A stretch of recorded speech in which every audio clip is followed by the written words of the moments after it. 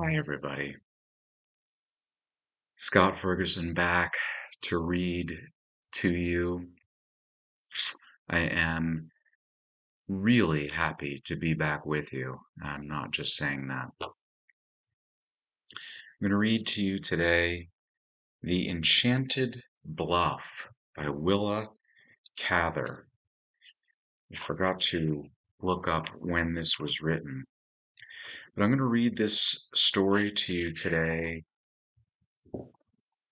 mostly because it's relaxing and straightforward and simple and not too heavy. And I don't want to be a purveyor of too much weight all the time in my readings here. So this is actually from 1909, The Enchanted Bluff by Willa Cather. It's got some really lovely language in it. So I encourage you to just be at ease and take in the words and enjoy the story for what it is.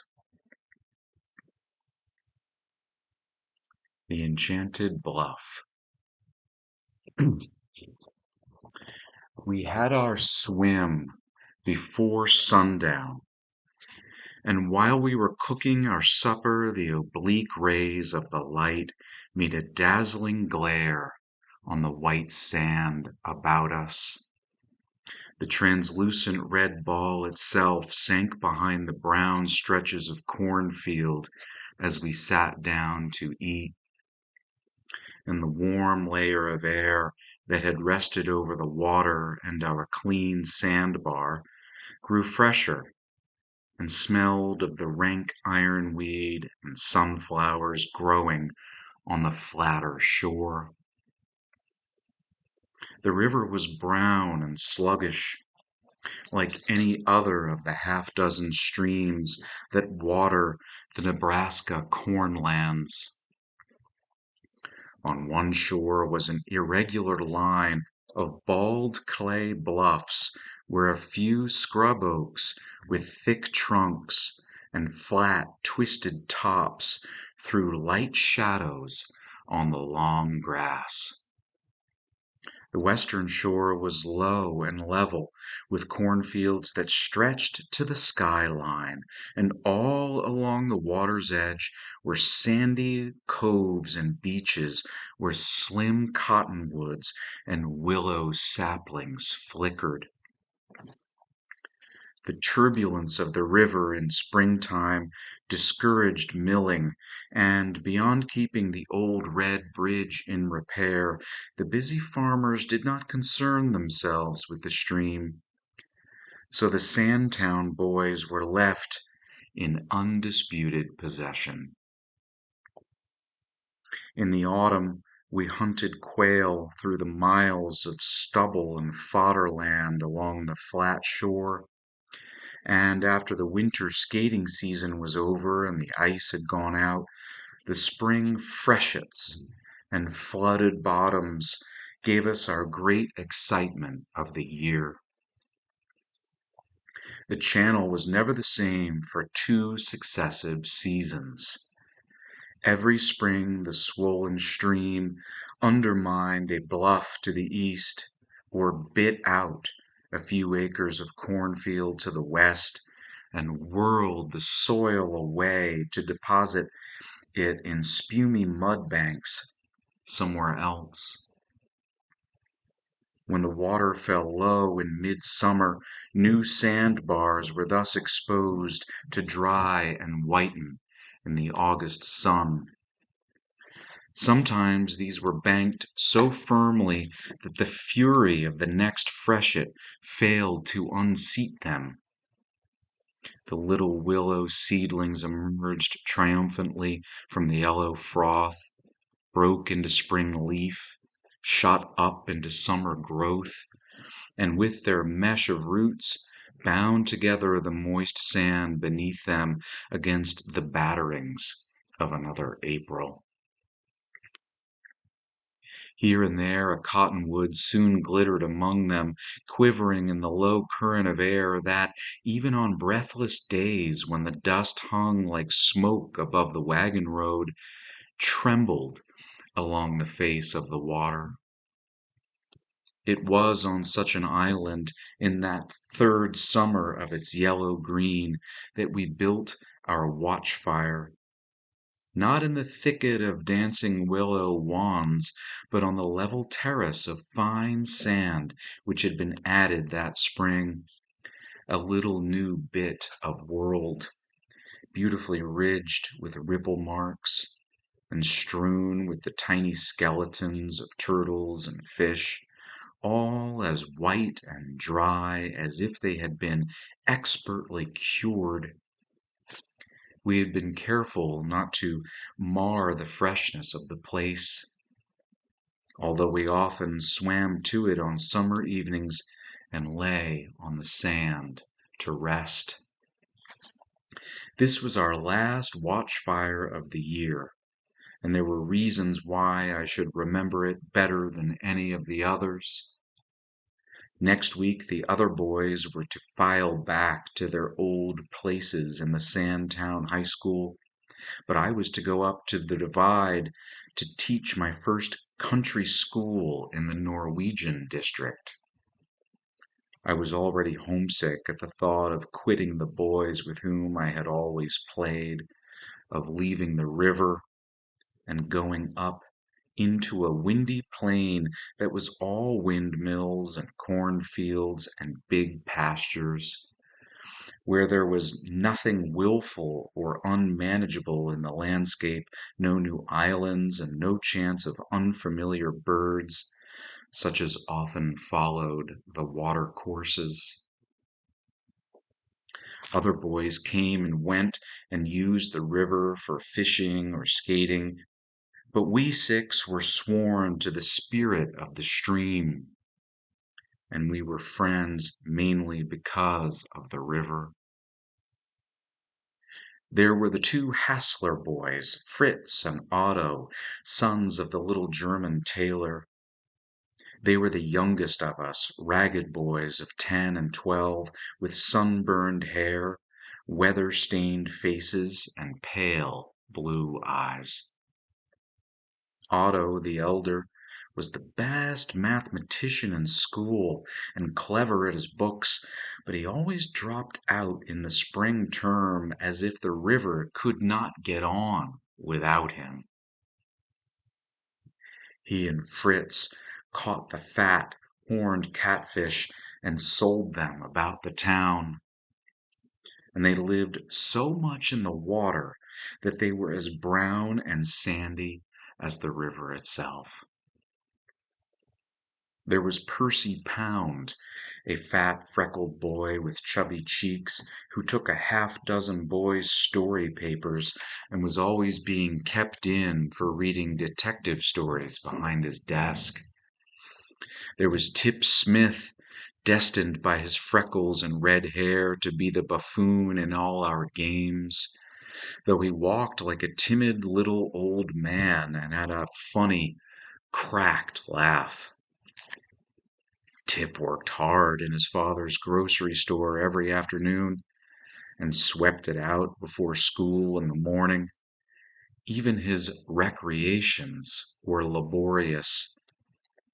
He collected cigarette cards and tin tobacco tags indefatigably, and would sit for hours humped over a snarling little scroll saw which he kept in his attic.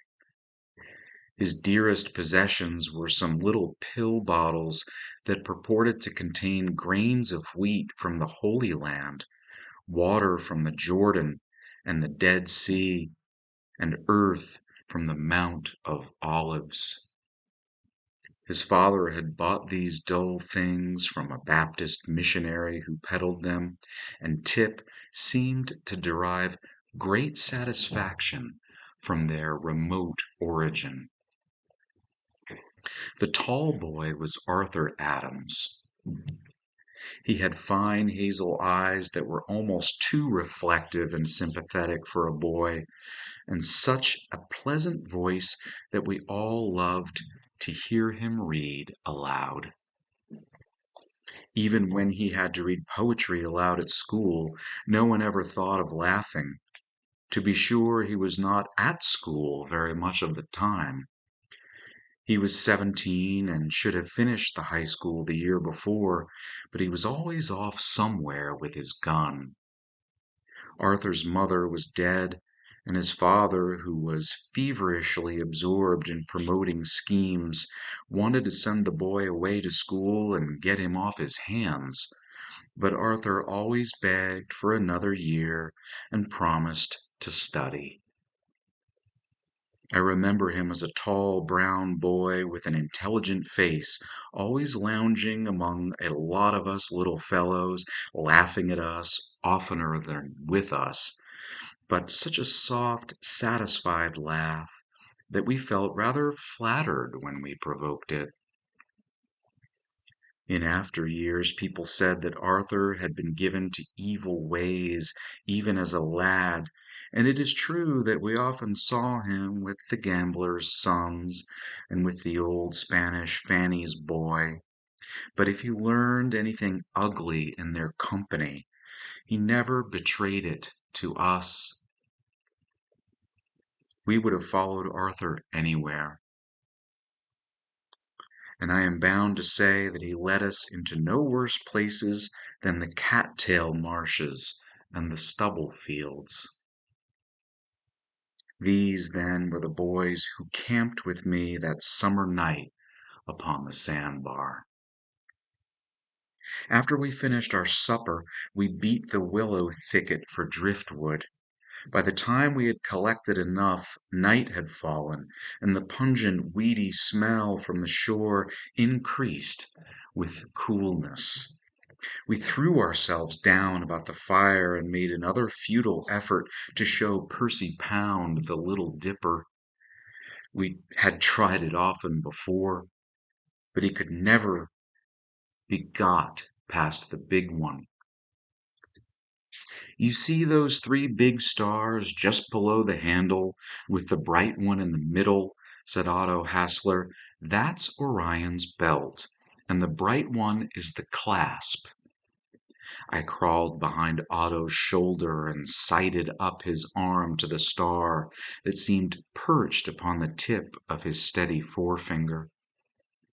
The Hassler boys did seine fishing that night, and they knew a good many stars. Percy gave up the Little Dipper and lay back on the sand, his hands clasped under his head. I can see the North Star, he announced contentedly, pointing toward it with his big toe. Anyone might get lost and need to know that. We all looked up at it. How do you suppose Columbus felt when his compass didn't point north anymore? Tip asked. Otto shook his head.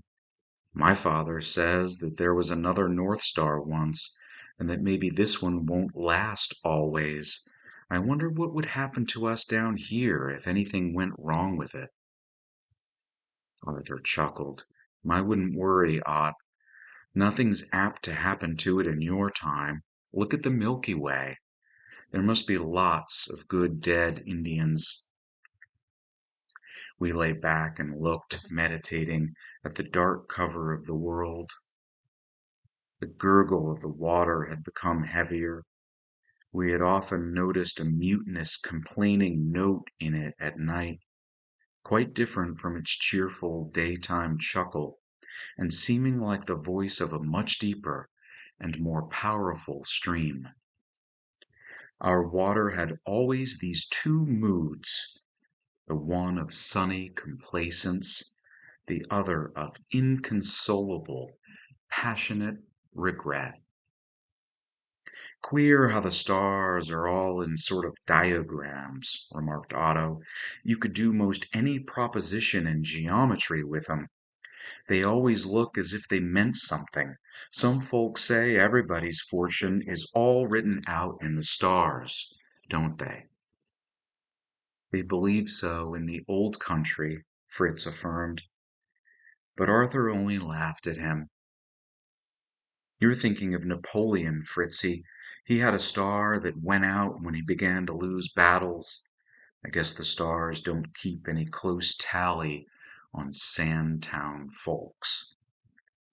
We were speculating on how many times we could count 100 before the evening star went down behind the cornfields when someone cried, "There comes the moon, and it's as big as a cartwheel." We all jumped up to greet it as it swam over the bluffs behind us. It came up like a galleon in full sail, an enormous barbaric thing, red as an angry heathen god. When the moon came up red like that, the Aztecs used to sacrifice their prisoners on the temple top, Percy announced. Go on, Perce. You got that out of golden days. Do you believe that, Arthur? I appealed. Arthur answered quite seriously, like as not. The moon was one of their gods. When my father was in Mexico City, he saw the stone where they used to sacrifice their prisoners. As we dropped down by the fire again, someone asked whether the mound builders were older than the Aztecs. When we once got upon the mound builders, we never willingly got away from them, and we were still conjecturing when we heard a loud splash in the water. Must have been a big cat jumping, said Fritz. They do sometimes. They must see bugs in the dark. Look what a track the moon makes. There was a long silvery streak on the water, and where the current fretted over a big log, it boiled up like gold pieces. Suppose there ever was any gold hid away in this old river? Fritz asked. He lay like a little brown Indian close to the fire, his chin on his hand and his bare feet in the air. His brother laughed at him, but Arthur took his suggestion seriously. Some of the Spaniards thought there was gold up here somewhere. 7 cities chock full of gold, they had it, and Coronado and his men came up to hunt it. The Spaniards were all over this country once. Percy looked interested. Was that before the Mormons went through? We all laughed at this. Long enough before the Pilgrim Fathers, Perce. Maybe they came along this very river. They always followed the water courses. I wonder where this river really does begin, Tip mused. That was an old and a favorite mystery which the map did not clearly explain. On the map, the little black line stopped somewhere in western Kansas, but since rivers generally rose in mountains, it was only reasonable to suppose that ours came from the Rockies. Its destination, we knew, was the Missouri, and the Hassler boys always maintained that we could embark at Sandtown in flood time, follow our noses, and eventually arrive at New Orleans. Now they took up their old argument. If us boys had grit enough to try it, it wouldn't take no time to get to Kansas City and St. Joe. We began to talk about the places we wanted to go. The Hassler boys wanted to see the stockyards in Kansas City, and Percy wanted to see a big store in Chicago. Arthur was interlocutor and did not betray himself. Now it's your turn, Tip. Tip rolled over on his elbow and poked the fire, and in his eyes looked shyly out of his queer, tight little face. My place is awful far away. My Uncle Bill told me about it. Tip's Uncle Bill was a wanderer, bitten with mining fever, who had drifted into Sandtown with a broken arm, and when it was well had drifted out again. Where is it? It's down in New Mexico somewheres. There ain't no railroads or anything. You have to go on mules, and you run out of water before you get there and have to drink canned tomatoes. Well, go on, kid. What's it like when you do get there? Tip sat up and excitedly began his story. There's a big red rock there that goes right up out of the sand for about 900 feet. The country's flat all around it, and this here rock goes up all by itself like a monument. They call it the Enchanted Bluff down there because no white man has ever been on top of it. The sides are smooth rock and straight up like a wall. The Indians say that hundreds of years ago, before the Spaniards came, there was a village away up there in the air. The tribe that lived there had some sort of steps made out of wood and bark hung down over the face of the bluff, and the braves went down to hunt and carried water up in big jars swung on their backs. They kept a big supply of water and dried meat up there and never went down except to hunt. They were a peaceful tribe that made cloth and pottery, and they went up there to get out of the wars. You see, they could pick off any war party that tried to get up their little steps. The Indians say they were a handsome people, and they had some sort of queer religion. Uncle Bill thinks they were cliff dwellers who had got into trouble and left home. They weren't fighters, anyhow. One time the braves went down hunting and an awful storm came up, a kind of water spout. And when they got back to their rock, they found their little staircase had been all broken to pieces and only a few steps were left hanging away up in the air. While they were camped at the foot of the rock, wondering what to do, a war party from the north came along and massacred them to a man, with all the old folks and women looking on from the rock. Then the war party went on south and left the village to get down the best way they could. Of course, they never got down. They starved to death up there.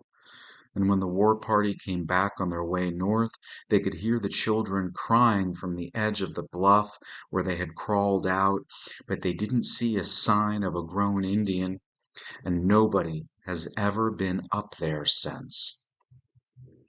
We exclaimed at this dolorous legend and sat up. There couldn't have been many people up there, Percy demurred. How big is the top, Tip? Oh, pretty big. Big enough so that the rock doesn't look nearly as tall as it is. The top's bigger than the base. The bluff is sort of worn away for several hundred feet up.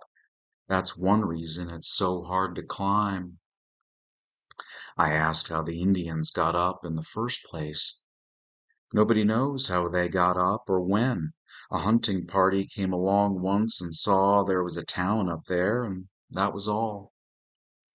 Otto rubbed his chin and looked thoughtful. Of course, there must be some way to get up there. Couldn't people get a rope over some way and pull a ladder up? Tip's little eyes were shining with excitement. I know a way. Me and Uncle Bill talked it all over. There's a kind of rocket that would take a rope over. Lifesavers use 'em. Then you could hoist a rope ladder and peg it down at the bottom and make it tight with guy ropes on the other side. I'm going to climb that there bluff, and I've got it all planned out. Fritz asked what he expected to find when he got up there. Bones, maybe, or the ruins of their town, or pottery, or some of their idols. There might be most anything up there, anyhow. I want to see. Sure nobody else has been up there, Tip? Arthur asked. Dead sure. Hardly anybody ever goes down there. Some hunters tried to cut steps in the rock once, but they didn't get higher than a man can reach. Bluff's all red granite, and Uncle Bill thinks it's a boulder the glaciers left. It's a queer place anyhow. Nothing but cactus and desert for hundreds of miles, and yet right under the bluff there's good water and plenty of grass. That's why the bison used to go down there. Suddenly we heard a scream above our fire and jumped to see a dark, slim bird floating southward far above us, a whooping crane we knew by her cry and her long neck. We ran to the edge of the island, hoping we might see her alight, but she wavered southward along the river course until we lost her. The Hassler boys declared that by the look of the heavens it must be after midnight, so we threw more wood on our fire, put on our jackets, and curled down in the warm sand. Several of us pretended to doze, but I fancy we were really thinking about Tip's Bluff and the extinct people. Over in the wood the ringdoves were calling mournfully to one another, and once we heard a dog bark far away. Somebody's getting into old Tommy's melon patch, Fritz murmured sleepily, but nobody answered him. By and by Percy spoke out of the shadows. Say, Tip, when you go down there, will you take me with you? Maybe. Suppose one of us beats you down there, Tip. Whoever gets to the bluff first has got to promise to tell the rest of us exactly what he finds, remarked one of the Hassler boys, and to this we all readily assented. Somewhat reassured, I dropped off to sleep. I must have dreamed about a race for the bluff, for I awoke in a kind of fear that other people were getting ahead of me and that I was losing my chance. I sat up in my damp clothes and looked at the other boys, who lay tumbled in uneasy attitudes about the dead fire. It was still dark, but the sky was blue with the last wonderful azure of night. The stars glistened like crystal globes and trembled as if they shone through a depth of clear water. Even as I watched, they began to pale and the sky brightened. Day came suddenly, almost instantaneously. I turned for another look at the blue night, and it was gone. Everywhere the birds began to call, and all manner of little insects began to chirp and hop about in the willows. A breeze sprang up from the west and brought the heavy smell of ripened corn. The boys rolled over and shook themselves. We stripped and plunged into the river just as the sun came up over the windy bluffs. When I came home to Sandtown at Christmas time, we skated out to our island and talked over the whole project of the Enchanted Bluff, renewing our resolution to find it. Although that was 20 years ago, none of us have ever climbed the Enchanted Bluff. Percy Pound is a stockbroker in Kansas City and will go nowhere that his red touring car cannot carry him. Otto Hassler went on the railroad and lost his foot braking, after which he and Fritz succeeded their father as the town tailors. Arthur sat about the sleepy town all his life. He died before he was 25. The last time I saw him, when I was home on one of my college vacations, he was sitting in a steamer chair under a cottonwood tree in the little yard behind one of the two Sandtown saloons. He was very untidy, and his hand was not steady, but when he rose unabashed to greet me, his eyes were as clear and as warm as ever. When I had talked with him for an hour and heard him laugh again, I wondered how it was that when nature had taken such pains with a man, from his hands to the arch of his long foot, she had ever lost him in Sandtown. He joked about Tip Smith's Bluff and declared he was going down there just as soon as the weather got cooler. He thought the Grand Canyon might be worthwhile, too. I was perfectly sure when I left him that he would never get beyond the high plank fence and the comfortable shade of the cottonwood, and indeed it was under that very tree that he died one summer morning.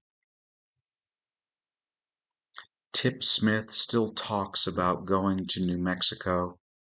He married a slatternly, unthrifty country girl, has been much tied to a perambulator, and has grown stooped and gray from irregular meals and broken sleep. But the worst of his difficulties are now over, and he has, as he says, come in to easy water. When I was last in Sandtown, I walked home with him late one moonlight night after he had balanced his cash and shut up his store. We took the long way around and sat down on the schoolhouse steps, and between us we were quite revived the romance of the lone red rock and the extinct people. Tip insists that he still means to go down there, but he thinks now he will wait until his boy Bert is old enough to go with him. Bert has been let into the story and thinks of nothing but the Enchanted Bluff. And that was The Enchanted Bluff by Willa Cather. And I thank you very, very much for watching and for listening.